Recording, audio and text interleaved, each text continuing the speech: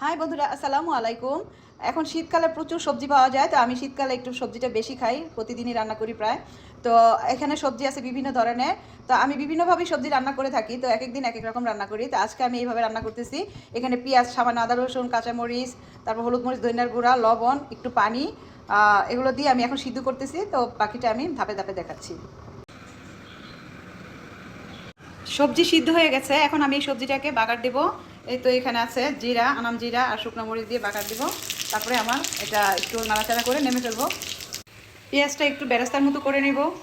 এখন এই বাগারটা দিয়ে দিলাম। তো কিছুক্ষণ নাড়াচাড়া করে তারপর একটু হলে পরে নামাই ফেলবো। আর এই তো এখানে শুটকি বাগার দিচ্ছি, এটা চেপা শুটকি। রসুন, পেঁয়াজ, কাঁচামরিচ, তেল দিয়ে একটু হলুদ মরিচ ধইনা দেবো। আর আমি মাছ খাই না, বিলের মাছ হইলে একটু খাই, কিন্তু আমি শুটকি খুব পছন্দ করি, তাই আমার শুটকি রেগুলার আইটেম থাকে। পেঁয়াজ, রসুন, কাঁচামরিচ, লবণ দিয়ে তেলের মধ্যে ভাজলাম। এখন আমি এই যে এটা দিয়ে দেবো শুটকিটা, আর এই হলুদ মরিচ ধনিয়া গুঁড়াটা দিয়ে দিব। তারপর একটু কষায় টষায় নামা ফেলবো। তো আজকে রান্না বান্না শেষ। এটা হলো চাপা শুটকির বোনা, আর এই তো সবজি, আর এই ভাত, আর আগের তরকারি আছে গরু মাংস। এই আজকে দুপুরে খানা দানা। তো সবাই ভালো থেকো, আল্লাহ হাফেজ।